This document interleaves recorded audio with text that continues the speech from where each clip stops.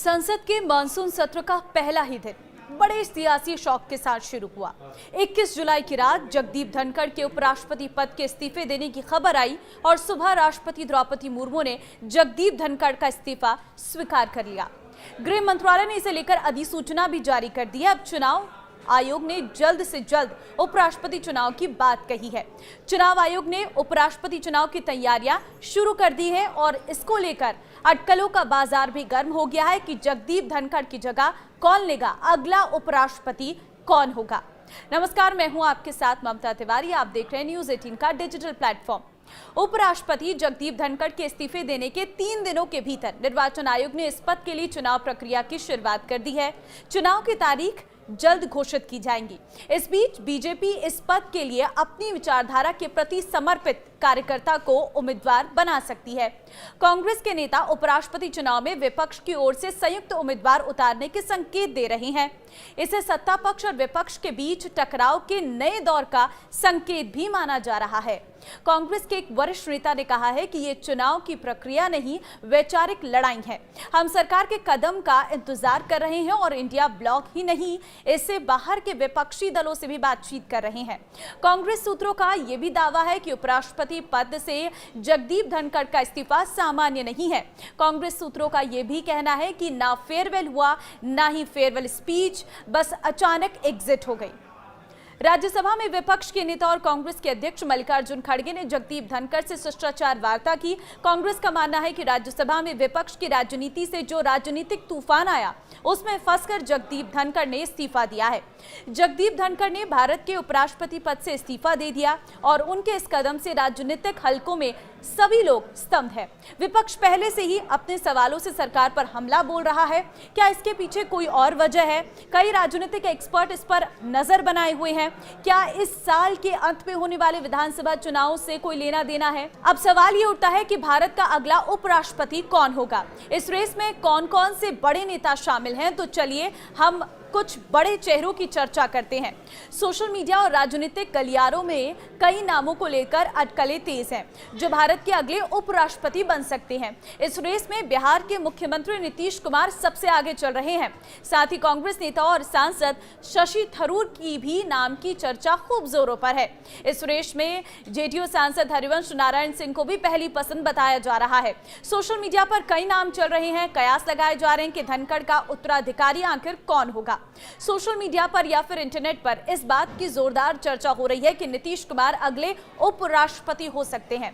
नीतीश कुमार का नाम आना लाजमी भी लग रहा है। इस साल बिहार विधानसभा चुनाव है। नीतीश कुमार अभी तक चुनाव में पूरी तरह से एक्टिव नहीं हुए हैं। वहीं बिहार में भारतीय जनता पार्टी मुख्यमंत्री के रूप में अपना चेहरा रखना चाहती है। मौजूदा मुख्यमंत्री को राज्य में चुनाव से पहले उपराष्ट्रपति बनाया जा सकता है। नीतीश के राज्य की राजनीति में रहते भाजपा को मुख्यमंत्री फेस मिलना मुश्किल है। ये कारण नीतीश और को उपराष्ट्रपति बनाने की दावेदारी को मजबूत करती है। मीडिया रिपोर्ट्स में जेडीयू सांसद हरिवंश नारायण सिंह को उपराष्ट्रपति पद के लिए अगली स्पष्ट पसंद बताया जा रहा है। बताया भी जा रहा है कि इस लिस्ट में सिंह का नाम सबसे आगे है, क्योंकि वे वर्तमान में राज्यसभा के उपसभापति हैं। संविधान के नियमों के अनुसार सिंह आज से धनखड़ की अनुपस्थिति में नए उपराष्ट्रपति के निर्वाचित होने तक राज्यसभा के सभापति यानी कि उपाध्यक्ष का कार्यभार संभालेंगे। सोशल मीडिया पर लोगों का कहना है कि सिंह के नीतीश कुमार और प्रधानमंत्री नरेंद्र मोदी दोनों के साथ संबंध बहुत शानदार है और इसलिए कई लोगों का ये मानना है कि एनडीए उन्हें उपराष्ट्रपति पद का उम्मीदवार बना सकता है।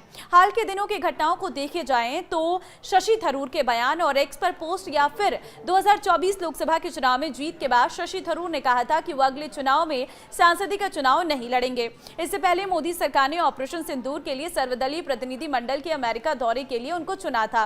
कांग्रेस के साथ थरूर के मतभेद और मोदी सरकार के साथ उनकी नजदीकियां, खासकर ऑपरेशन सिंदूर पर सरकार के आउटरीच कार्यक्रम का हिस्सा बनने के बाद पिछले कुछ दिनों में सुर्खियां बटोर रहे हैं। एक वरिष्ठ पत्रकार ने एक्स पर लिखा है कि एनडीए के 2 प्रमुख केंद्रीय मंत्री और शशि थरूर उपराष्ट्रपति पद के संभावित दावेदार हैं। आरिफ मोहम्मद खान इस समय बिहार के राज्यपाल हैं, केरल के पूर्व राज्यपाल रह चुके हैं।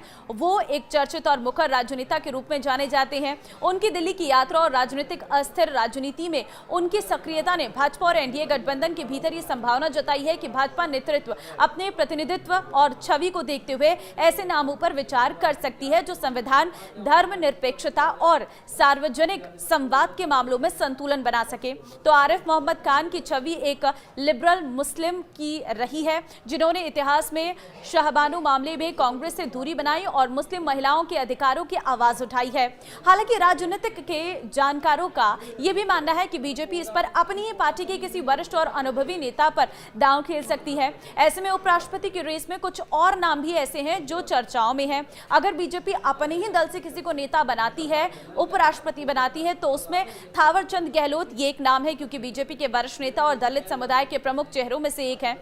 दूसरा नाम है ओम प्रकाश माथुर, राजस्थान से ताल्लुक रखने वाले बीजेपी के वरिष्ठ नेता हैं, फिलहाल सिक्किम के राज्यपाल हैं। 2025 के बिहार विधानसभा चुनाव को देखते हुए रमा देवी का नाम भी उपराष्ट्रपति पद के लिए चर्चा में है। बीजेपी और एनडीए बिहार में पिछड़े और दलित वोटरों को आकर्षित करने की रणनीति पर काम कर रही है।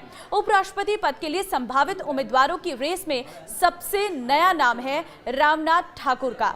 हाल ही में जेपी नड्डा से मुलाकात के बाद रामनाथ ठाकुर के नाम की चर्चा तेज हो गई है, लेकिन संख्या फैक्टर क्या है वो भी आप जान लीजिए। सूत्रों की माने तो लोकसभा की वैसे तो कुल संख्या सदस्य 543 सदस्यों की है, लेकिन बसीरघाट बंगाल लोकसभा सीट के रिक्त होने से लोकसभा की मौजूदा कुल संख्या 542 है। वहीं राज्यसभा की कुल सदस्य संख्या 245 है, जबकि 5 सीटों के रिक्त होने से अभी उनकी कुल सदस्य संख्या 240 है। ऐसे में लोकसभा में राजग के पास कुल 293 और राज्यसभा में 129 सदस्य हैं। उपराष्ट्रपति पद के लिए पात्रता क्या रहती है?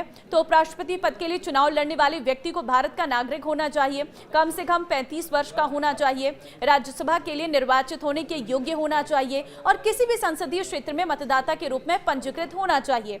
उन्हें राष्ट्रपति, राज्यपाल या मंत्री जैसे पदों को छोड़कर केंद्र या राज्य सरकार के अधीन किसी भी लाभ के पद पर नहीं होना चाहिए।